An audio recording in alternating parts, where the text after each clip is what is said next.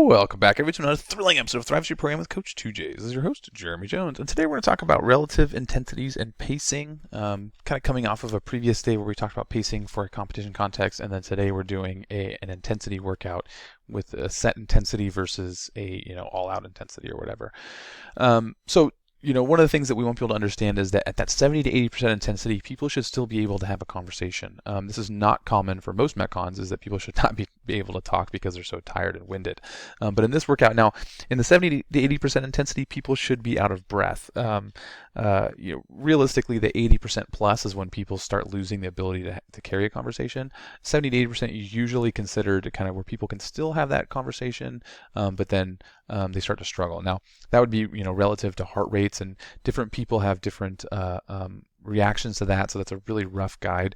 But 70 to 80% intensity is an intensity that people, if they were to do this without the rests, they should be able to maintain this for something like an hour. So just say, like, I want you to pace this like we were going to be doing this for an hour with little to no rest intervals. So just take your time. We're just gonna get that heart rate up. And now people's heart rates will go up and down throughout this workout, and with the rest and everything. And there's great heart rate monitors. It's not so much that we're concerned about a 70 to 80% heart rate. It should be, again, that 70 80% intensity is something like, okay, if you were going to be sustaining this for something like 45 minutes to an hour, what is the pace you would do this at?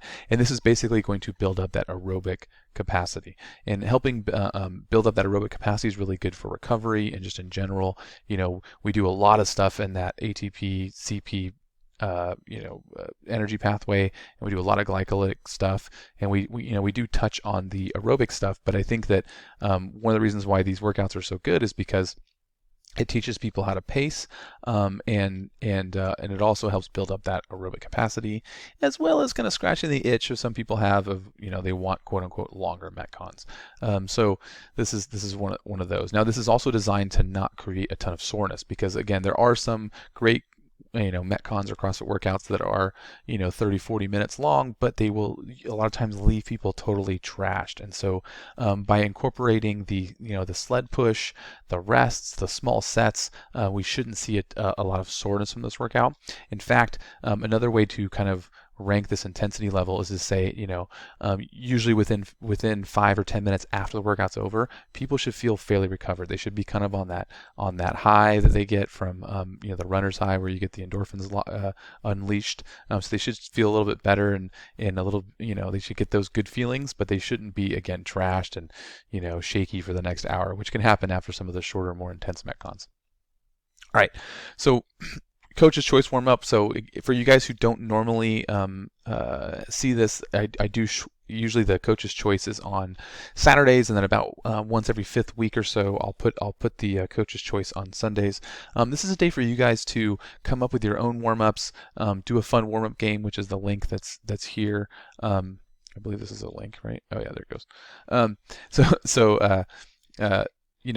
If you want people to do some fun warm-up games is great. You guys can maybe use some of the special equipment you have. So if you have sandbags or stones or parallel bars or something like that, you can incorporate some of those things, sledgehammers on a tire, stuff that we don't see in the Metcons very often. Today's the day to do that stuff. Just make sure that you're thinking about the fact that we're going to be doing some sort of run airdyne. We're doing some dumbbell snatches. We're doing a hip pulling motion. We're doing some squatting and some overhead stuff. So make sure that you're hitting these different movement patterns. We're also going to be warming up with some rope climbs. So you just want to think about the movements and make sure that we're hitting that stuff before we get going. But it shouldn't be more than 5 minutes, right? So just make sure that if you're going to have anything longer than that, have people do it before class. We're going to do some hip activation, and then we're going to spend 10 minutes working on rope climbs, because we have a rope climb workout coming up, I believe, on the Sunday beyond this, right? So I think it's next Sunday there's going to be a rope climb workout. So that's why we're doing some skill work on it, kind of get people dialed in. And then, of course, the best thing to do, the thing that should warm your heart as a coach is you show them a new drill or give them some coaching pointers, and then you say, within a few days, or at least at the max a week, we're going to have a rope climb workout. I think you're close. Why don't you practice it this week so that you can get your first rope climb in a Metcon? And that's a huge win. And so having people know that ahead of time, and then you see them doing this on their own is, again, just warms your heart as a coach, and that's what we want, right? So drop those hints, so that people take the skill practices a little bit more seriously when they do show up, and again, keep making those gains and progress on some of the more advanced movements, especially. All right, so Appollos Arrow, we did this one back in November. It's a 2-minute run or airdyne, and they can switch, right? They could do 1 round running, 1 round airdyne, back and forth if you don't have enough airdynes. Otherwise, you can just have people do indoor running if you can't run outside. Then we're doing 2 minutes of this little couplet, 16 dumbbell hang power snatches, 10 wall ball. It's switch arms as desired on those dumbbell hang power snatches. So people can do 8 and 8. They can switch every 4. They can alternate, whatever they want to do. Not a crazy heavy weight. It's a little bit lighter than what we'd normally see. And then we're doing the wall balls at the standard wall balls, but again, a smaller set, and we just want people moving, right? So they can break these up, they can take lots of rests, and then we've got a sled push. So we finish with a sled push, because then people can really, get that intensity in, and we're looking for that acceleration. That's why we do the short 20-foot intervals. And check out my YouTube channel where I have the sled push options if you guys don't have enough sleds.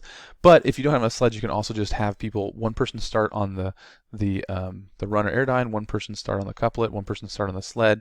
So if you have 1/3 of the amount of sled stations, you won't have a problem. If you're really in a pinch, you could have another person start on the rest.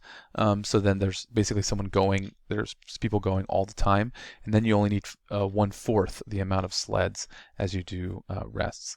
My favorite option for the sleds is just to take some rings off of the rig and then have the person pushing the rings, right? So they're going to be pushing the rings as they're here, and the strap just goes back from the rings, and you attach it to the plate. So you can tie it to a couple plates. You can stack a few plates up, and then they're going to let's see if I can draw this.